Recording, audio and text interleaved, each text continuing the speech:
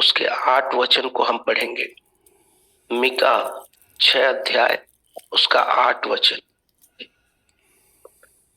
हे मनुष्य, वह तुझे बता चुका है कि अच्छा क्या है, और यहोवा तुझसे इसे छोड़ और क्या चाहता है कि तू न्याय से काम करे और कृपा से प्रीति रखे और अपने परमेश्वर के साथ नम्रता से चले। थैंक यू सिस्टर, परमेश्वर आपको बहुत आशीष दे। जब हम 6 अध्याय उसके 6 पद के ऊपर देखेंगे तो एक हेडिंग लिखा हुआ है और वहां इस प्रकार से लिखा है, परमेश्वर क्या चाहता। जब मैं इसे पढ़ रहा था तो मैंने अपने जीवन में इसको एक निर्णय के रूप में लिया कि परमेश्वर 2024 में हो सकता है मैंने अपने मनमानी अपना जीवन को बिताया हो सकता है मैंने सलाह न ली हो, लेकिन 25 में प्रभु आप क्या चाहते हैं मैं उसे करना चाहता हूं। और इस निर्णय के साथ मैं इस 2025 को शुरू कर रहा हूं और मैं चाहता हूं कि आप सब भी इस वचन के अनुसार अपने जीवन को ढालें, अपने जीवन को प्रभु के हाथों में समर्पित करें। और अगर आपने प्रभु से पूछा नहीं है कि प्रभु इस 2025 में मुझे क्या करना है, तो आज प्रभु आपसे प्यार करता है और आपको बताना चाहता है कि उसे क्या चाहिए, उसे क्या अच्छा लगता है। तो यहाँ पर हम 8 पद में मीका की किताब में पढ़ते हैं, हे मनुष्य, वह तुझे बता चुका है कि अच्छा क्या है। हमारे प्रभु ने हमको पहले से बता रखा है कि अच्छा क्या है, और फिर यहाँ पर वो दोहराता है कि वो क्या चीज है जो परमेश्वर मेरे और आपके जीवन में चाहता है। वो क्या चीज है जो परमेश्वर चाहता है कि मैं और आप इस 2025 में करें। यहाँ पर 3 बातें लिखी हुई है जो मुझे और आपको 2025 में प्रतिदिन प्रति क्षण हमें करते हुए अपना जीवन को व्यतीत करना है। सबसे पहली बात कि तू न्याय से काम करे। पहली बात, परमेश्वर चाहता है कि मैं और आप कैसे काम करें? न्याय से। आपको पता है कई बार परमेश्वर हमारे सामने है ऐसे केस हैं जहां हम बेटा बहू का हम न्याय करते हैं, या भाई भाई का न्याय करते हैं, या पति पत्नी का हम न्याय करते हैं, या हम अपने पड़ोसी का न्याय करते हैं, या हम कलीसिया के लोगों का न्याय करते हैं। कई घरों में कई बच्चों में लड़ाई झगड़ा होता है और बच्चों का लड़ाई झगड़ा बड़ों में तब्दील हो जाता है। तो उस बीच में हम में से हर किसी को उसका न्याय करने के लिए परमेश्वर हमको ले जाता है। और कई बार आप देखे होंगे कि जो हमारा अपना होता है हम कई बार उसके पक्ष में बोलते हैं। हम उसको खुश करने के लिए, जो दोषी नहीं है, जिसने कोई गलत नहीं किया है, हम उसको गलत ठहरा देते हैं, और जो अपना होता है हम उसको बचा लेते हैं। लेकिन इस 2025 में मेरे प्रिय भाई बहन, मैं आपको उत्साहित करना चाहता हूं कि चाहे घर का न्याय करना हो, चाहे बाहर का न्याय करना हो, जो सत्य है, जो सही है, उस पर हमको ध्यान देना है। ना कि हमको लोगों को खुश करना है, ना कि हमको अपने पड़ोसी को खुश करना है, ना कि हमको अपने पति को खुश करना है, ना कि अपनी पत्नी को। जो न्याय है उसी पर ही हमको बात करना है। आमीन। क्योंकि हम ज्यादातर इंसान क्या करते हैं, दूसरों को खुश करने के चक्कर में हम न्याय बिगाड़ते हैं। इसलिए हो सकता है 1 मिनट के लिए आप सामने वाले के नजर में बुरे बन जाओ, चलेगा, लेकिन उस एक व्यक्ति उसको खुश करने के लिए पूरे साल उसके साथ संबंध मत रखिए। जो अच्छा है अच्छा है, जो गलत है गलत है, आप उनको मुंह में बोलिए। और मैं आपको विश्वास दिलाता हूँ कि 2025 में जब हम मुंह देखा न्याय नहीं करेंगे, परमेश्वर हमारे जीवन से बहुत होगा। आमीन।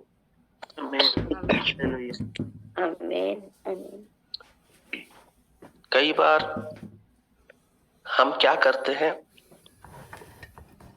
जैसे हमारा बच्चा है, अगर वो ज्यादा मोबाइल देख रहा है तो हम उसको डांटते हैं।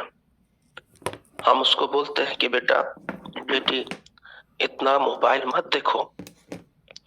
तो बीच हमारे सामने परमेश्वर दूसरे बच्चों को लेकर के आता है। सॉरी। और परमेश्वर चाहता है कि जैसे हमने अपने बच्चे को मना किया, जैसे हमने अपने संतान को मना किया, परमेश्वर चाहता है कि हम उसके बच्चे को भी, जिसको प्रभु ने हमारे सामने लाया, उसको भी मना करें, उसको भी कहें ये गलत है, इसे मत करो, इसे ज्यादा मत देखो। और जब इस प्रकार से हम न्याय करेंगे, आप विश्वास कीजिए प्रभु आपको नीचे नहीं बल्कि ऊपर ही उठाएगा। ये प्रभु का वायदा है। नीति वचन 21 अध्याय उसके 3 पद को हम पढ़ेंगे। नीति वचन 21 अध्याय उसका 3रा वचन। धर्म और न्याय करना यहोवा को बलिदान से अधिक अच्छा लगता है। थैंक यू भाई। धर्म और न्याय करना हमारे प्रभु को किसी बलिदान से ज्यादा पसंद है। और 2024 में हमने बहुत बलिदान किए हैं, हमने बहुत लोगों के लिए सैक्रिफाइस किया है। ये बड़ी बात नहीं है, लेकिन प्रभु चाहता है कि न्याय को हम अच्छे से करें, मुंह देखा न्याय ना करें।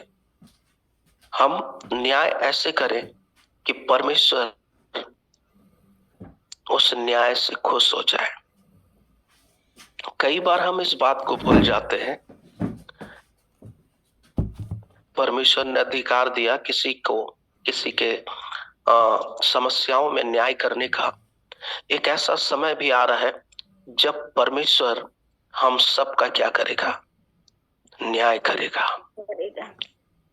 हम सब का न्याय करेगा, चाहे वो हमारे बोली भाषा का हो, चाहे चाल चलन का हो, चाहे स्वभाव का हो, चाहे हमारी धार्मिकता का हो, हर चीजों का परमेश्वर एक दिन।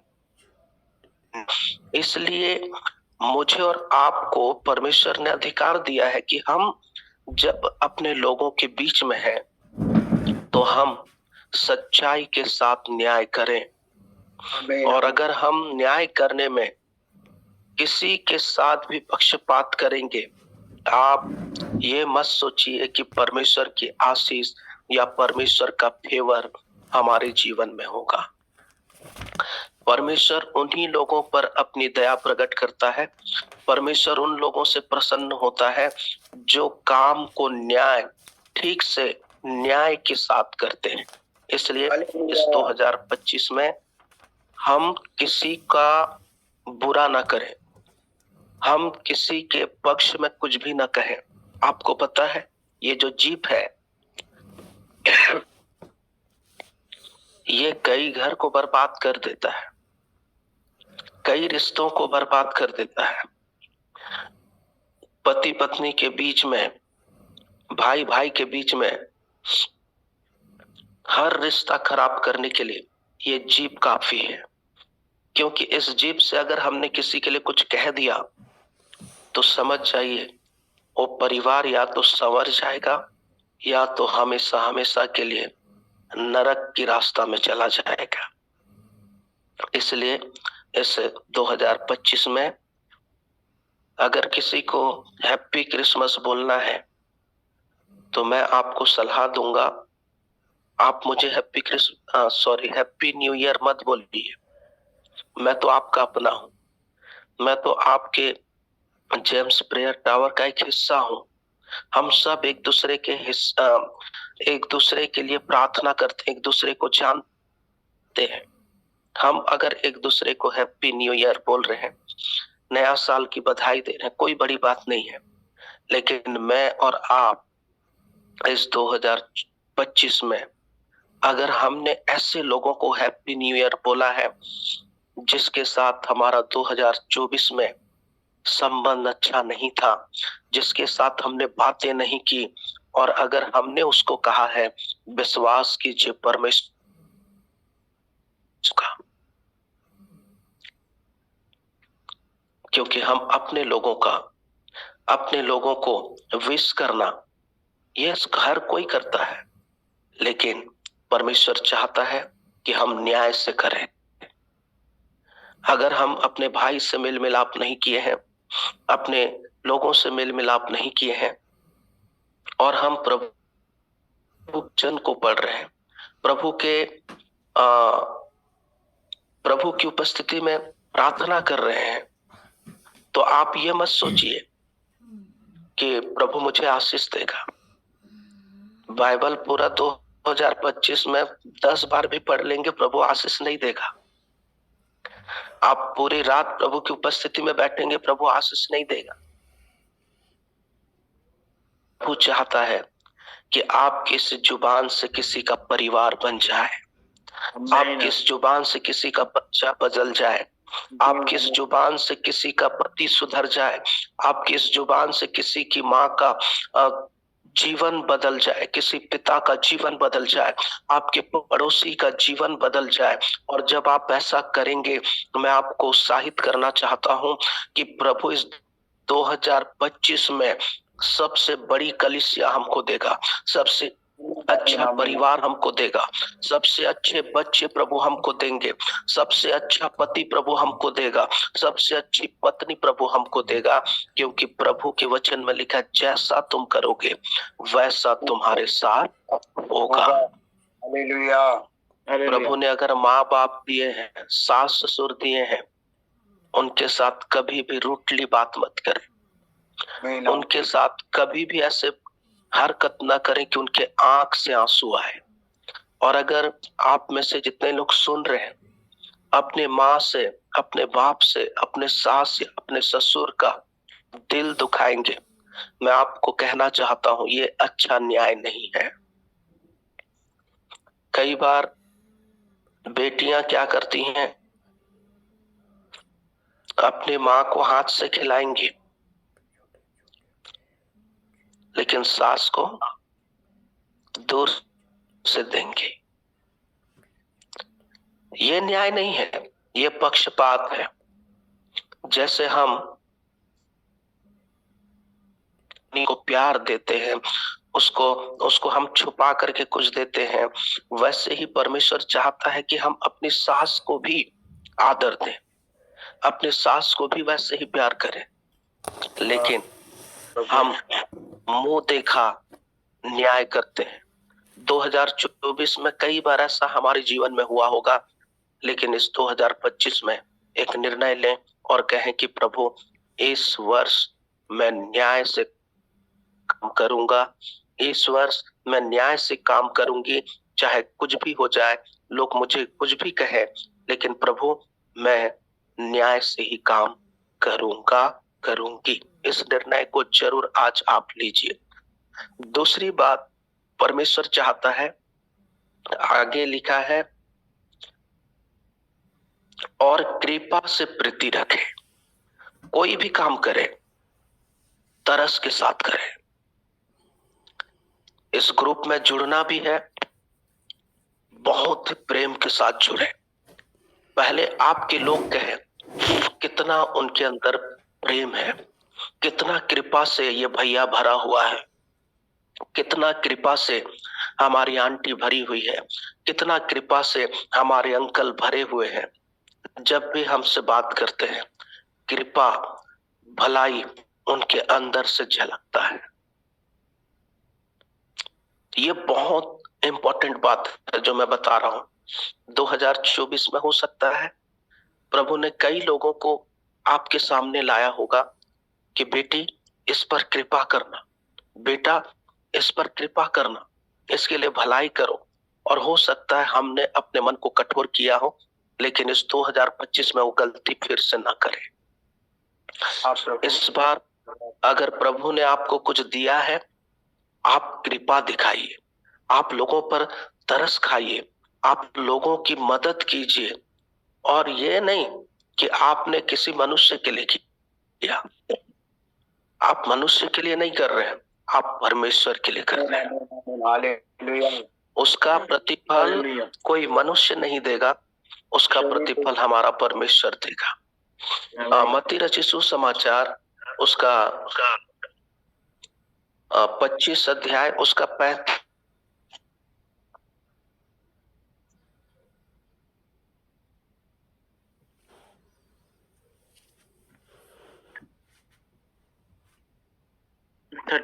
ना। 25 अध्याय का भूखा था और तुमने मुझे खाने को नहीं दिया, मैं प्यासा था और तूने मुझे पानी नहीं पिलाया, मैं परदेसी था और तूने मुझे अपने घर में नहीं ठहराया। हाँ, थैंक यू बहन। ये न्याय होने का सबसे मुख्य कारण है। इन्हीं कामों से परमेश्वर हमारा क्या करेगा? न्याय करेगा। यहाँ प्रभु ये बताना चाह रहा है, 2024 में कई लोग भूखे थे, कई लोग प्यासे थे, कई लोग मेरे और आपके लिए परदेसी थे, कई लोगों का घर नहीं था, कई लोगों के पास कंबल नहीं थे, कई लोगों के पास अच्छे कपड़े नहीं थे। और प्रभु की आत्मा ने हमको कई उनकी मदद करने के लिए कहा होगा, लेकिन हमने कई बार अपने मन को क्या किया? कठोर किया। लेकिन इस 2025 में आपका एक अलग ही क्या होना चाहिए? जो पैसा रखते हैं, एक होता है ना मिट्टी का एक बनता है गुल्लक। हाँ, गुल्लक। आप इस 2025 के इस 2-3 तारीख तक एक ऐसा गुल्लक रखिए, उसमें आपसे जो भी बन पड़े, 2 रुपए, 5 रुपए, 10 रुपए, आप उसको ऐसे दे दीजिए, उसमें डाल दीजिए कि आपको लगे, उसको भूल जाइए आपने उसमें कितना डाला। और वो तब आप निकालें जब 25 तारीख आए, जब महीने का लास्ट दिन आए, उस दिन निकाल करके आपको जिसको भी अगुवाई करे, आप उसके लिए खोल करके उससे उसकी मदद करें और देखना प्रभु कैसे आपके जीवन में आशीषों को देगा। और ये हम ऐसे ही नहीं बोल रहे हैं, हमने अपने जीवन में किया है।